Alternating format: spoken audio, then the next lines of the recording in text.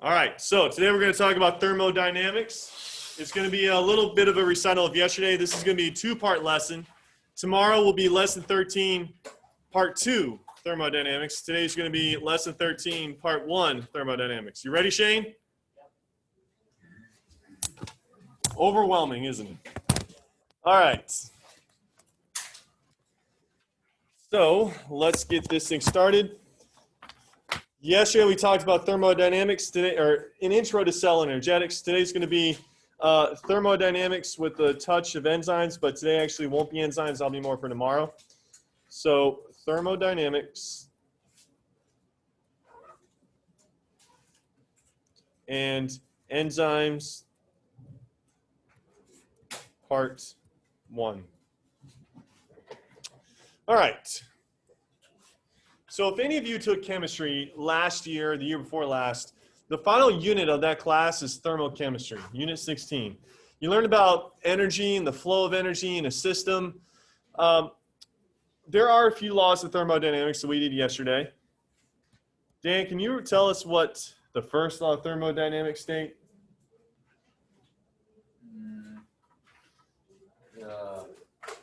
Energy cannot be created nor destroyed. There it is. Dug it up and he found it. So the first law basically says energy cannot be created nor destroyed.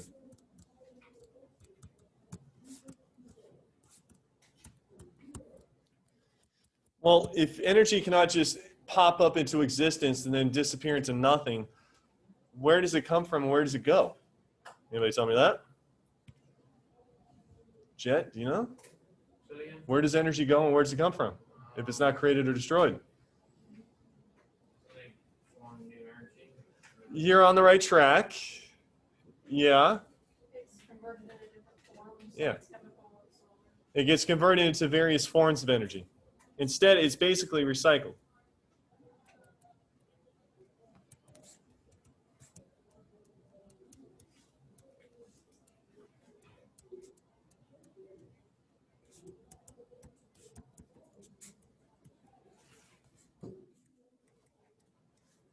For instance, in photosynthesis, solar energy or light energy is converted into chemical energy like ATP.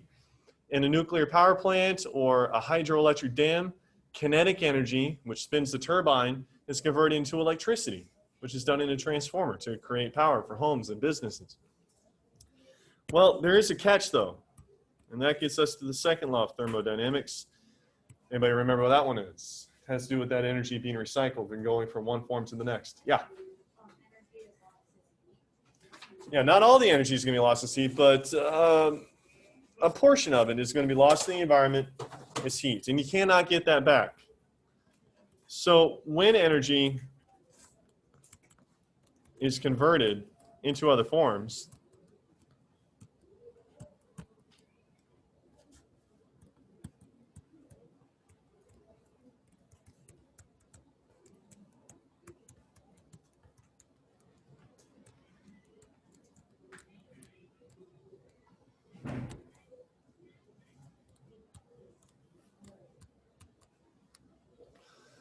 it is lost in the environment as heat.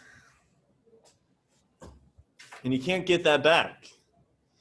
Well, that heat, that energy lost as heat, is something that we call entropy. Or it's not the heat that's called entropy, but it's contributing to entropy. The lost energy, I'm a little tongue-tied, contributes to the entropy of the universe.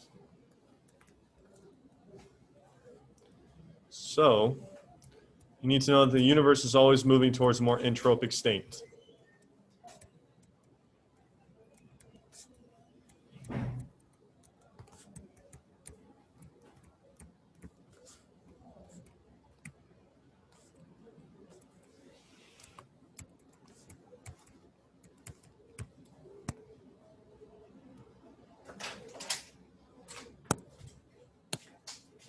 Is there a unit in this place?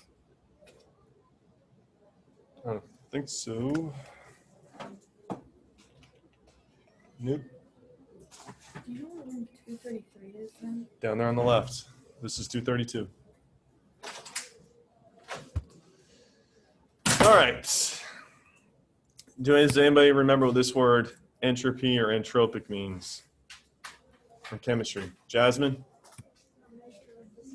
Yes, very good. Entropy is, well done. It's the best definition I've heard thus far today. It's one of the only times anyone's really been able to brush off that knowledge from chemistry. Did you take chem before? Well, I guess that was enough. So entropy is a measure of disorder.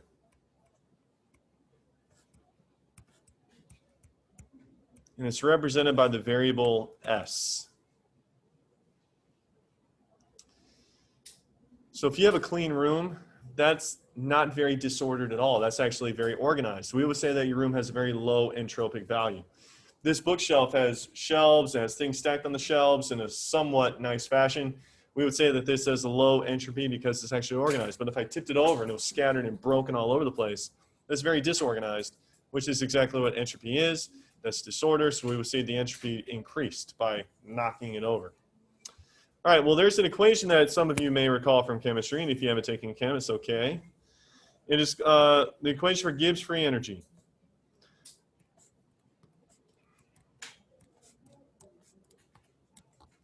This equation will be provided to you on the AP exam, but it's pointless if it's given to you and you don't know how to use it. So that's what we're going to do today is we're going to learn how to actually use it.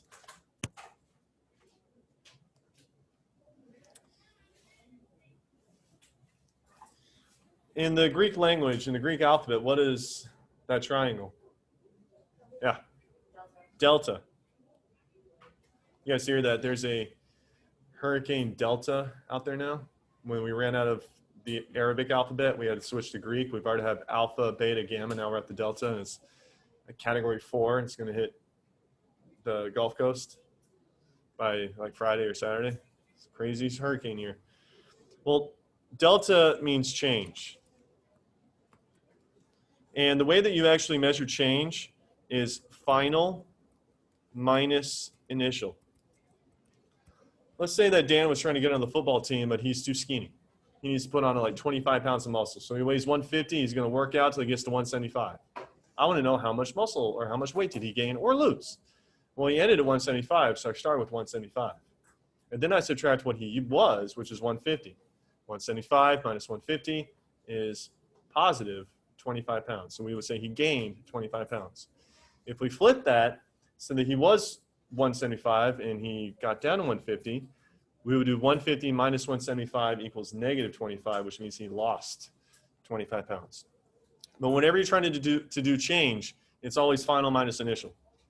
Next is going to be G. G is Gibbs free energy.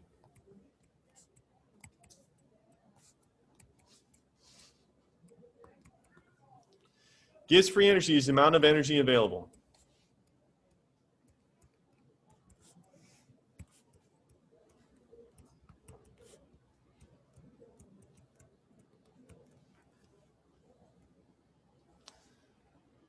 H, anybody remember what H is? It begins with an E2.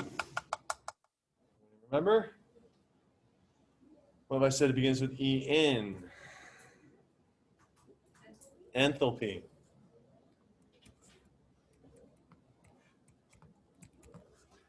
Enthalpy is the total energy of a system.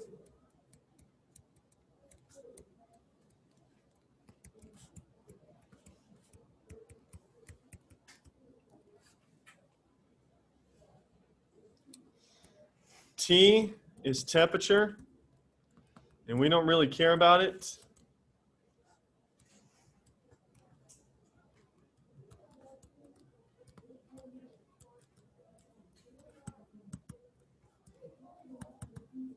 In chemistry, it would play a far more of a role. We don't care about it in this class. And then lastly, S, which you've already determined is entropy, which is total disorder.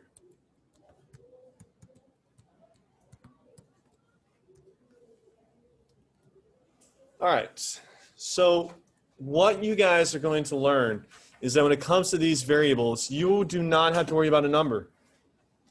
All you need to worry about is if the value is positive or negative. That's it.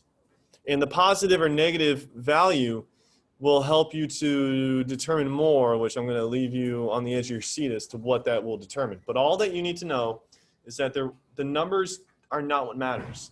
It's what is the value of the number, positive or negative. That's it. And so to give you an example, let's actually put this into practice. And let's say that we have a high-rise, you know, the new JW Marriott that's being built downtown.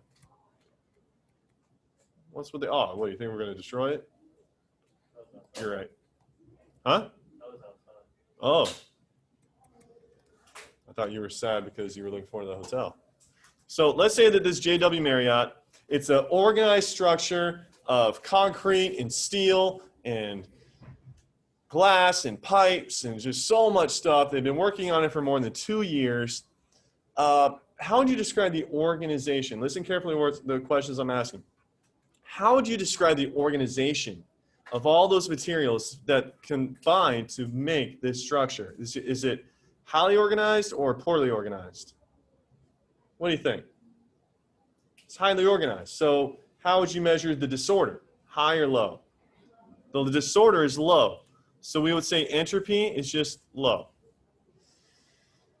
Well, it takes a lot of energy to build a structure like this. In fact, not to be too somber, but in September 11th, if you were able to stand there and the buildings collapsed and you would not get hit by any debris, let's say it just dodged you, your hair would just blow back like you're in a fan. It's all the energy being released from that building as it collapsed. Well, there's a lot of energy that holds things together. And in this building, the energy is actually high.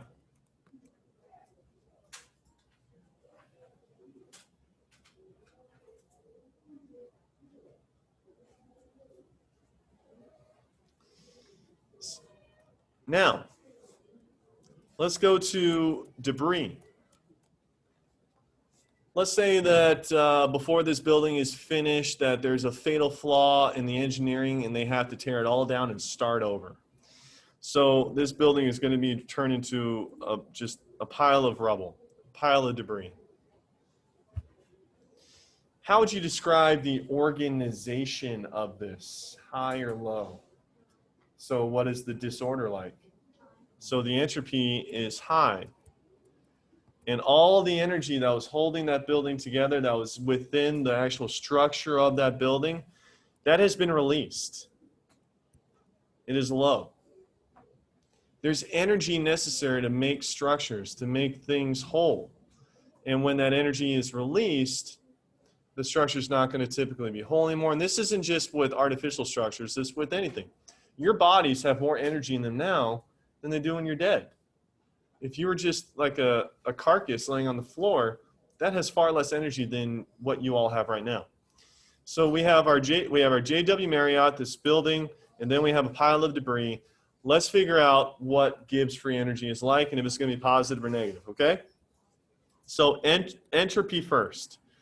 Remember, this is change in entropy actually, so we have to final minus initial. Well, the final is the debris side, that's going to be high.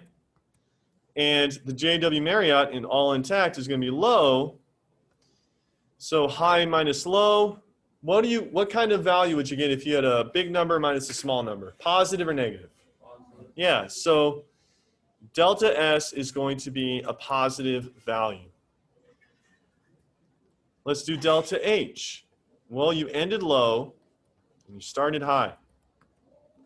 What kind of value do you get when you have a low number and you subtract a big number from it? You get negative. So that's going to be a negative value. And so now we plug this in. Negative delta H minus positive delta S. Remember, we don't care about T. If you wonder, how did I get that equation? Just look up here.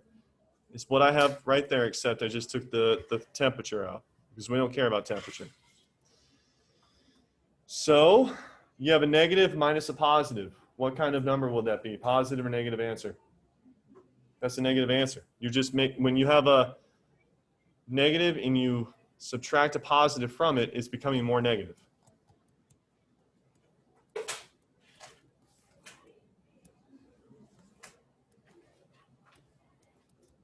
What does it say? Becoming more negative. And so Gibbs free energy, your final answer, will be a negative value.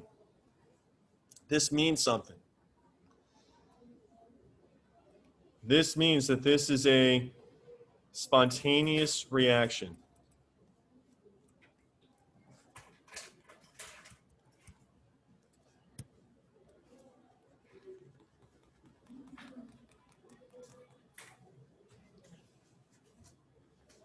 For those of you that took 2 semesters of Chem, this likely looks familiar.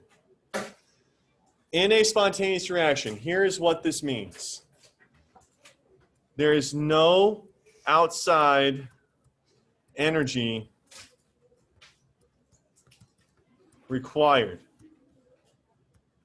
for the reaction to proceed.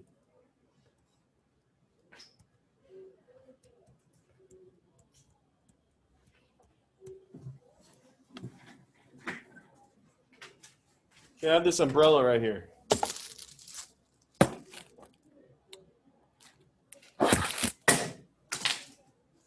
Did it require a push for it to fall down? It did not. That was a spontaneous process. Now, what if it did this? In order for it to stand up, does it need help? That is called non-spontaneous, which we're going to do next. Imagine that this whole process that I just drew out for you is reversed. So let's do that. You have a pile of rubble, pile of debris, and you're going to form a building from that. You're going to make the JW Marriott.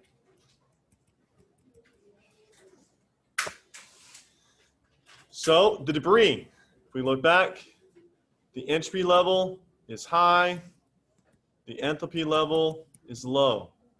For the JW Marriott, the entropy level is low, the entropy level is high. When you have a highly organized system, the key word is organized. If it's organized, then there's no disorder. If your closet is nice and clean and put together and nothing's thrown around randomly, then it is very organized. Your entropy level is low. And it takes energy to make something organized. It takes energy. It takes effort. So with that, we would say the enthalpy is high. So let's do before and after. For low minus high, if I have a small number and I subtract the big number from it, that means that the entropy is going to be a negative value. Delta H, high minus low. That means that it's going to be a positive value for H. Then you plug this in. Positive delta H minus negative delta S. What do you get when you have a positive and you subtract the negative? It's all positive. So the delta G is going to be positive. If I had a pile of bricks and steel and glass and pipes and everything you need to make a hotel building, and I took it from the ground and I built a structure, that did not happen on its own.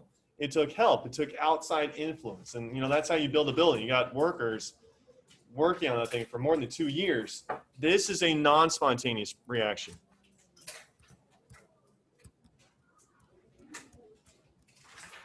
By the way, guys, if you ever see me write RXN, it's an abbreviation for the word reaction. If you haven't already seen that. So if you ever see me do RXN, it just means reaction, like GOVT means government. So in a non-spontaneous reaction, there is outside energy influencing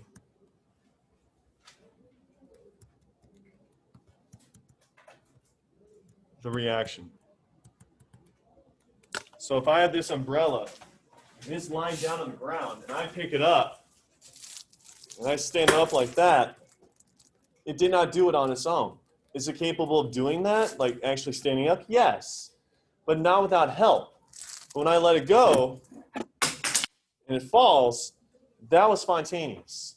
It did not need me to push it. It didn't need me to throw it down. It did it all on its own. Falling would be spontaneous. Me picking it up would be non-spontaneous.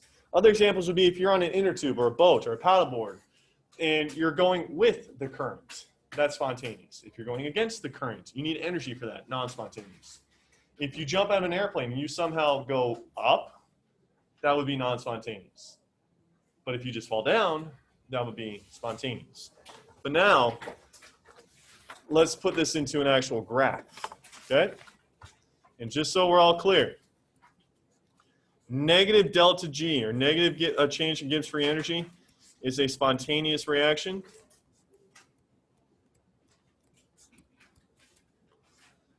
And positive delta G, or positive change in Gibbs free energy, is a non-spontaneous.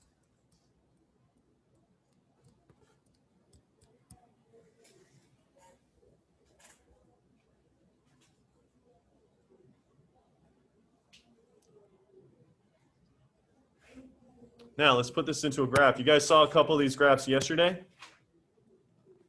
So would you want a positive, negative, it's a spontaneous reaction, or do you want a non-spontaneous reaction all the time? It depends. It's a case-by-case basis. They're both naturally occurring. It just depends on what type of energy flow you want. Do you want energy, is energy expected to flow into a system, or is energy expected to flow out? It really just depends. It's a case-by-case basis. We'll do an example for biology after these graphs. So we did these graphs yesterday. You got the x-axis is time for both, and the y-axis is energy for both.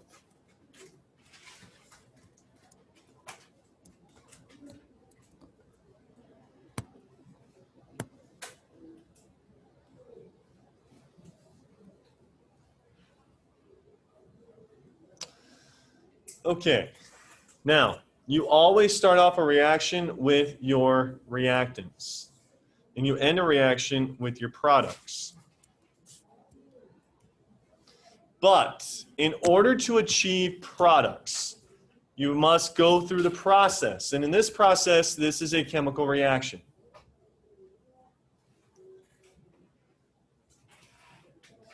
You guys come into high school as bright-eyed little freshmen, and you're used to just going from one school to the next, like elementary to middle school, you really didn't do anything. You just got good grades. Middle school to high school, you really didn't do anything. You got good grades. But to go from high school to college, you have to take all the tests. You have to fill out all the paperwork. You got to contact the school. You got to apply to the school. You got to hear back from the school. You have to go to orientation, like stay there overnight. All that stuff. You have to go through that whole process to go from high schooler, the reactant, to college student, the product. And this process is known as the activation energy when it comes to chemistry. So the difference between your starting point and the amount of energy required to make products is known as the activation energy. It's EA for short. I'm just going to work on this graph right now, then we'll go to the other one. Maybe AE. No, it's energy of activation. That's how you can rearrange it.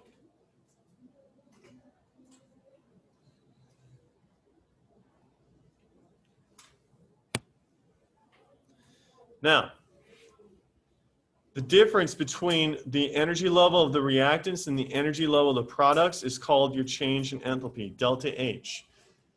And let's see, who can I call on? There's one here. Turner, there he is. I was almost saying you didn't. We're here. Turner. Was energy lost or was energy gained in this reaction? You started here. You ended down here. Was energy lost or gained? Energy was lost. So would you say the value for delta H is positive or negative? Energy was lost. Negative. Yes. If you go to the mall with $400 and you come home with $100, you lost some money. You might have bought some stuff, but you'd have less money. That would be a deficit. So this is an energy loss. This type of reaction, as we mentioned yesterday, what kind is it? Energonic or exergonic? Where energy is lost. It's exergonic. But we can also conclude that it is spontaneous. When you take high energy reactants to make low energy products, you're breaking down. And a common, very much so in nature, whenever you're breaking something down, that's the natural order of things. If you happen to drop dead today, I know I have horrible examples today, but if you happen to drop dead today and your body is decomposing, does your body need any outside influence or energy in order for it to decompose? It does not. So we would say that decomposition is a spontaneous process. But if you somehow could take a rotting, decomposing body and undo all that and make a perfectly healthy, living human being, that would require some outside energy. That would be non-spontaneous. Now, let's move on over here. The activation energy is the difference between your reactants and the amount of energy needed. Did I use the right color there? I did not. Let me use the right color. Your energy of activation or activation energy is just the energy needed in order to achieve products. Now, when I teach chemistry, more students than I would like get this next question wrong. Let's see if you guys can nail it. Where's the change in enthalpy between what and what? Start. What's that? The products and the reactants.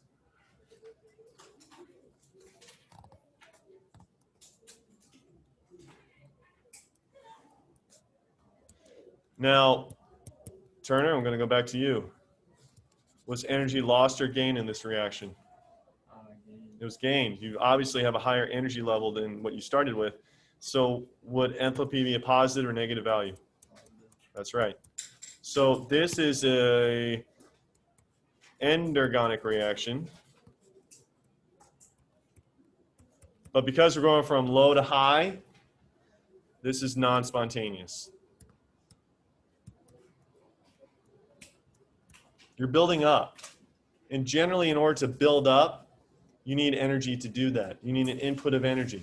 And so that's going to be a non-spontaneous reaction. Yeah. So are endergonic and non-spontaneous energy? Pretty much. It depends on really what you're talking about. Endergonic means energy is being absorbed into the reaction. Non-spontaneous means that you need an energy input to achieve the reaction. So they're typically tied hand in hand. They don't mean the same thing, but they're hand in hand. Okay, can I share with you guys what some students do as a mistake when it comes to labeling? That's why I said Turner. Some more students than I like get this wrong. Here's what they do. This is totally wrong. They say that purple line right there is the change in enthalpy. They measure the place where the products are to the top of the reaction. That's incorrect. Hopefully you were not thinking that. All right, so let's actually put biology to the test here. Let's see if anybody can tell me, just one person, what is the entire chemical equation for photosynthesis, the whole thing? You need to know this. Can anybody recite it for me? Turner, let's hear it. Isn't it 6H2O plus 6CO2 and then Yields. C6H12O6 plus 6O2? You're missing one little thing. Sunlight. That's what I said. You said sun? Yeah. I didn't hear sun. All right, guys, these are the reactants right here. These are low energy molecules. Carbon dioxide and water are very simple. They're each only 3 atoms. Water is 2 hydrogens, 1 oxygen. Carbon dioxide is 1 carbon, 2 oxygen. Very simple, low energy molecules. Glucose is a combination of 24 atoms. 6 carbon, 6 oxygen, 12 hydrogen. This is a high energy molecule. And oxygen is even lower than the other two. This is low energy, but also, folks, this is a byproduct. And so we don't really care about it for our purposes today. Plants get rid of oxygen. It's not needed. Don't worry about it. Now, a plant does not just magically turn low energy CO2 and water into high energy sugar. It needs an assist. What part of this equation provides that assist? The sunlight does. Now, there are many elaborate processes that this happens. It's not just water, sunlight, carbon dioxide equals sugar. And we will begin to go over those in a couple weeks. So if I were to measure this,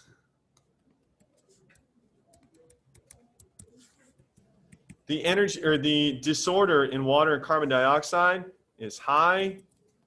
The enthalpy is low. The disorder in glucose is low. The enthalpy is high.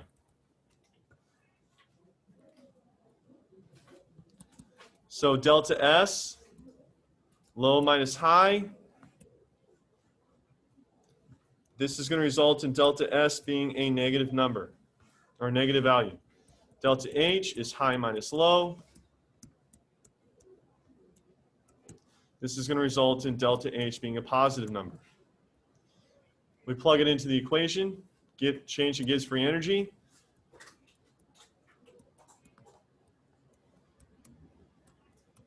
When you have a positive minus a negative, that's going to be a positive answer. So Gibbs free energy is going to be a positive value. So is photosynthesis a spontaneous process or a non-spontaneous process? Photosynthesis is non-spontaneous. In order to get low energy molecules like water and carbon dioxide into high energy glucose, you need an input of energy, and in this case, solar energy is a big contributing factor. All right. We're going to go over 2 more terms, and that's really going to be it for today. Tomorrow we'll start enzymes. It's part 2 of this lesson. And the 2 terms we're going to rehash, we did yesterday, is catabolic and anabolic. I just want to associate these words with what you've learned today. Catabolic metabolism or catabolism.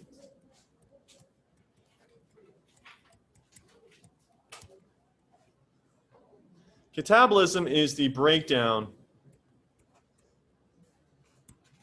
of high energy molecules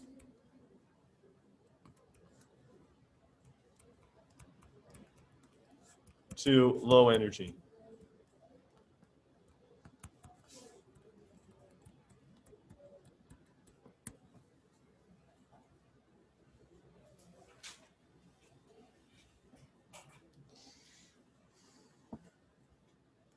Based on what you have learned so far today, how would you assess catabolic as far as how a reaction proceeds? Would you expect a catabolic metabolism to be spontaneous or non-spontaneous? You have big molecules being broken down to small molecules. This is spontaneous. Would delta G be positive or negative? It would be negative. And is the breakdown of high energy to low energy an energy losing process or an energy gaining or absorbing process? Losing, so this is also known to be exergonic.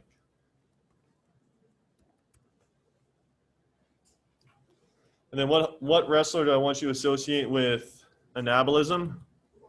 Why? What kind? What I have in parentheses up there. Anabolic steroids, building steroids. Help get all big and strong. This is the buildup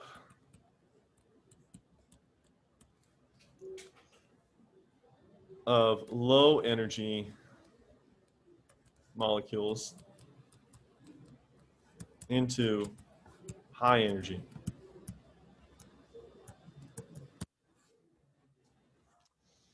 This process is non-spontaneous. Is the value of Gibbs change in Gibbs energy positive or negative? Positive. And is it anabolism an introduction of energy to a system or a release of energy to a system? It's an introduction, so this is known to be endergonic. An energy gain. All right, and that's it.